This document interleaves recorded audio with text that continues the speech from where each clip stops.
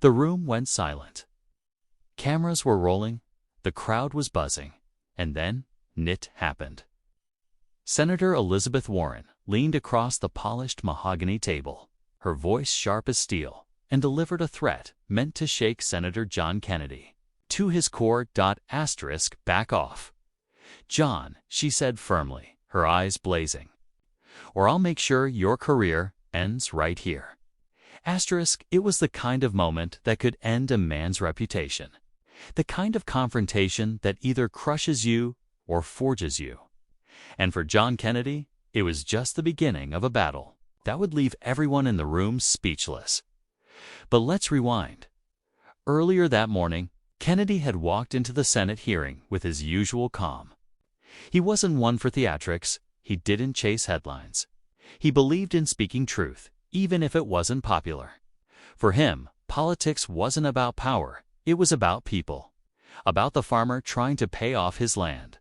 About the single mom working 2 jobs just to keep her kids fed. About the everyday American who often felt ignored in the halls of Washington. But for Elizabeth Warren, this hearing was a different story. She came in armed with talking points, ready to dominate the stage.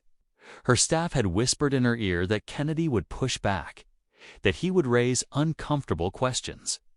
She didn't like that, not one bit. The air grew heavy as the debate escalated. Warren accused Kennedy of blocking her agenda. She pointed fingers, raised her voice, and painted him as an obstacle to progress. Kennedy, however, didn't flinch. He simply sat there, listening carefully, his hands folded on the desk in front of him. The crowd in the gallery leaned in closer, sensing the tension. It wasn't just a debate anymore, it was a showdown. Finally, Warren delivered her threat. It was bold, personal, and sharp. A pin-drop silence followed, reporters scrambling to jot every word down, cameras zooming in. All eyes were on John Kennedy. Would he back down? Would he fight fire with fire?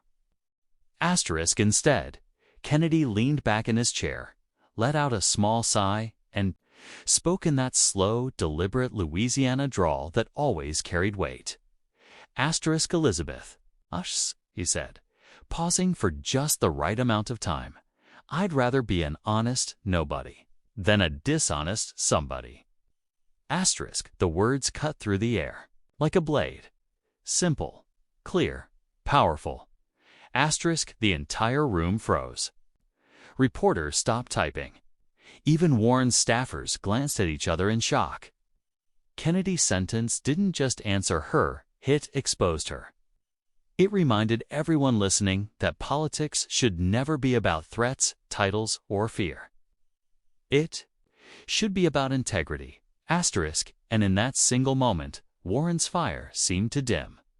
She tried to recover, raising her voice again, but the energy had shifted. The crowd wasn't with her anymore. They were with Kennedy. His words had landed with the force of truth, and no amount of bluster could erase them. After the hearing, people spilled into the hallways, buzzing about what had just happened. Some said it was one of the boldest moments they'd ever seen. In Washington, others whispered that Kennedy's career had just reached a new height, not because he fought dirty, but because he refused to. Back in his office later that evening, Kennedy sat quietly by the window, sipping a cup of black coffee. He wasn't smiling. He wasn't celebrating. For him, it wasn't about humiliating Elizabeth Warren. It was about standing his ground without losing his soul. That's the lesson he carried. And the message he left behind. True power isn't found in titles, threats, or fear.